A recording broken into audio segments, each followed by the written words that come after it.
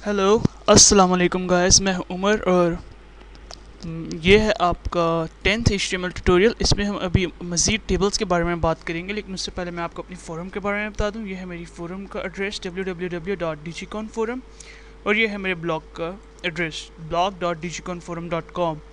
तो अगर आपको कोई प्रॉब्लम है तो हम अपने फोरम्स पर डिस्कस कर सकते हैं किसी प्रोग्रामिंग लैंग्वेज के रिलेटेड, जिस तरह C++ हो गया, HTML हो गई, जावा हो गई, PHP हो गई, हम वहाँ पे डिस्कस कर सकते हैं।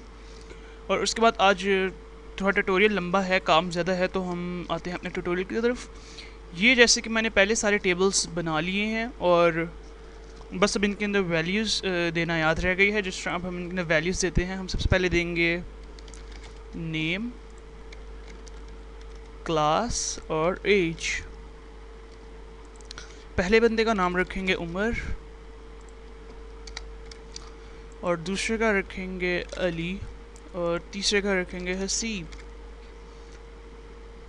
ओहो, नहीं, यह नाम नहीं रखेंगे, यहाँ पे हम क्लास लिखेंगे इसकी। तो पहले की क्लास हम रखेंगे 10 और इसकी हम एज रखेंगे 18। ओह शिट, आज तेज़ी में हूँ तो आज सब कुछ गलत हो रहा है। तो हम दूसरे का नाम रखेंगे हसीब और इसकी हम क्लास रखेंगे 8 और इसकी हम एज रखेंगे 19।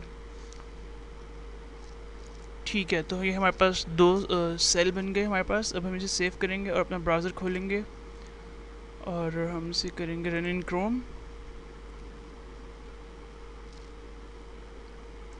तो ये देखिए, ये हमारे पास सबसे पहले हमारा टेबल आ गया। तो इसके बाद हमने इसके बीच में अभी स्पेसिंग करनी थी, तो वो उसका एट्रीब्यूट था बॉर्डर का। Border is equals to 1 pixel. अब हमने सेव किया और हमने दोबारा इसको रिफ़्रेश किया। तो ये देखिए, अब आपको लग रहा है कि हमारे टेबल का अगर हेडिंग होगी तो वो अच्छी लगेगी। जिस तरह हम यहाँ पे टेबल की हेडिंग दे देते हैं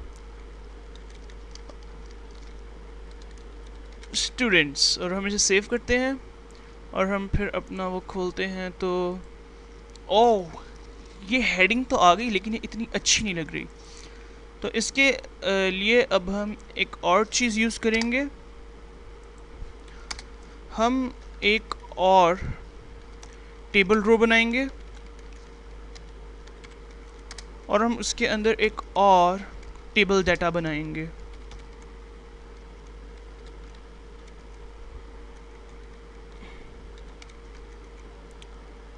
और अब इसके अंदर हम लिखेंगे स्टूडेंट्स और इसे हम सेव करेंगे और अब हम इसे चलाएंगे। देखिए, तो ये बड़ा ही ऑकवर्ड किस्म का लग रहा है, ये अभी भी सही हेडिंग नहीं लग रही।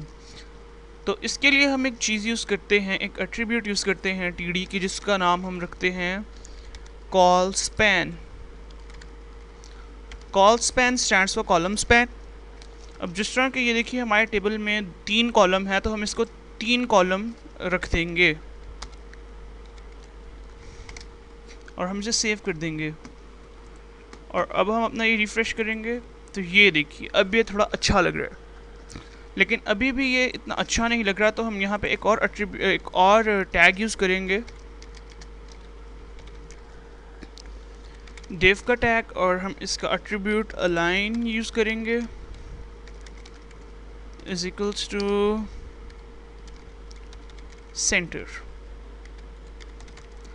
और हम इसको यहाँ पे क्लोज कर देंगे। अब फिक्र ना करें कि ये क्या है, मुझे पता है ये मैंने अब तक नहीं कवर किया, लेकिन इंशाल्लाह आने वाले ट्यूटोरियल्स में हम ज़रूर कवर करेंगे। इसको सेव किया और हमने रन किया।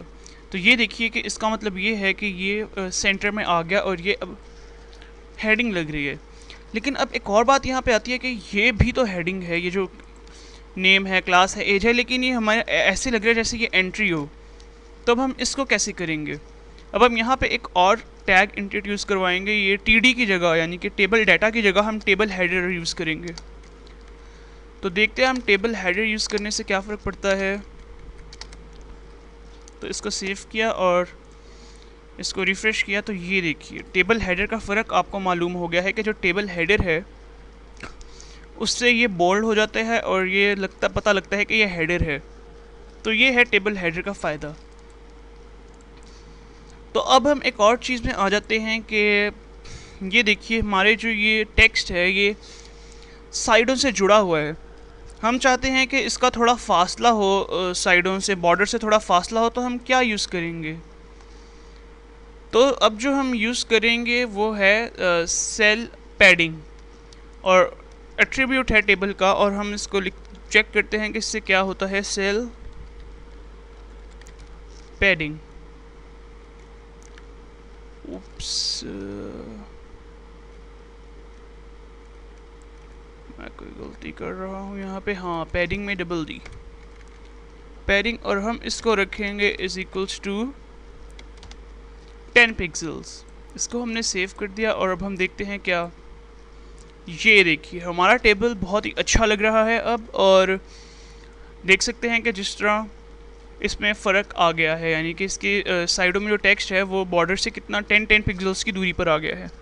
अब एक और बात है, मैं चाहता हूँ कि मेरे टेक्स्ट का साइज़ ये ना हो, मेरा टेक्स्ट थोड़ा बड़ा हो, तो हम अपने टेक्स्ट को बड़ा भी कर सकते हैं, और उसके लिए फिर एक और एट्रीब्यूट आ जाता है विड्थ का, और विड्थ इज इक्वल्स टू मैं रखता हूँ 250 पिक्सल्स, और मैं इसको सेव करता हूँ, और ये मैं अब रिफ़्रेश करता हूँ तो देखिए टेबल का साइज़ बढ़ गया।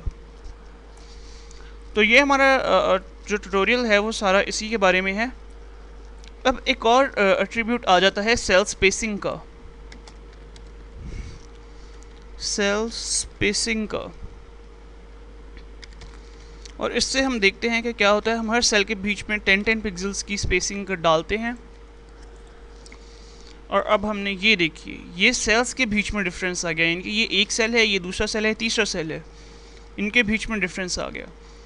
तो मुझे पता है कि मैंने बहुत ही ज़्यादा चीज़ें एक साथ ही करा दी हैं, तो ये ट्यूटोरियल आपके लिए थोड़ा कंफ्यूजिंग होगा, लेकिन फिर भी आपको साथ साथ रहना पड़ेगा और देखना पड़ेगा और करना पड़ेगा, क्योंकि मेरे पास टाइम नहीं था। मैंने आज काफ़ी दिनों के बाद ट्यूटोरियल किया है, तो मैं एक बार फिर रिवाइज़ कर देता हूँ कि कैसे होगा।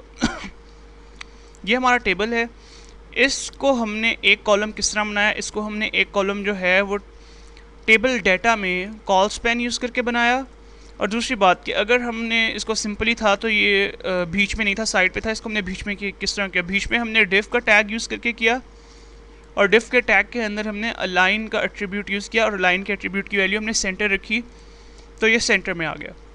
उसके बाद हम नॉर्मली देखते हैं कि हम जो भी एंट्री करते हैं वो बोल्ड नहीं होती, वो सिंपल होती है। तो हमने इसको बोल्ड किस तरह किया, हम जिस तरह टेबल रो के अंदर टैग्स लगाते हैं टी डी के, और वो सिंपल टैग्स होता है, हमने इसकी तरह टैग्स लगा दिए TH के, जिसका मतलब है टेबल हेडर, और इससे पता लगता है कि टेबल हेडर है। और अब हमारे पहले जो ये टेक्स्ट होता था ये बिल्कुल साइड पे लगा हुआ होता था, तो ये किस तरह बीच में आया, उसके लिए हमने यूज़ किया सेल पैडिंग, और सेल पैडिंग को हमने वैल्यू दी 10 पिक्सल, ये टेबल का एट्रीब्यूट है। और उसके बाद हमारा टेबल तो था वो छोटा था, उसे हमने बड़ा कैसे किया, उससे बड़ा हमने विड्थ का यूज़ करके किया, विड्थ का एट्रीब्यूट, और विड्थ के एट्रीब्यूट की वैल्यू हमने रखी है 260 पिक्सल्स। और उसके बाद ये सेल्स जो थे ये आपस में जुड़े हुए थे, इनके बीच में स्पेसिंग नहीं थी, तो हमने इनके बीच में स्पेसिंग कैसे दी, वो स्पेसिंग हमने सेल स्पेसिंग के थ्रू दी, और उसकी वैल्यू हमने 10 पिक्सल्स रखी, और ये 10 पिक्सल्स का उनके बीच में फासला आ गया। तो ये था आज का ट्यूटोरियल। उम्मीद है कि आपको बहुत कुछ आ गया होगा टेबल के बारे में। इंशाल्लाह अगले में हम लिस्टिंग के बारे में करेंगे, और उसके अगले में हम CSS शुरू करेंगे। थैंक्स फॉर वॉचिंग, अल्लाह हाफिज़। और अगर कोई प्रॉब्लम हो तो मेरे ब्लॉग पे आएँ या मेरे साइट पे आएँ, मैं आपके क्वेश्चंस का जवाब ख़ुद दूँगा। थैंक्स फॉर वॉचिंग, अल्लाह हाफिज़।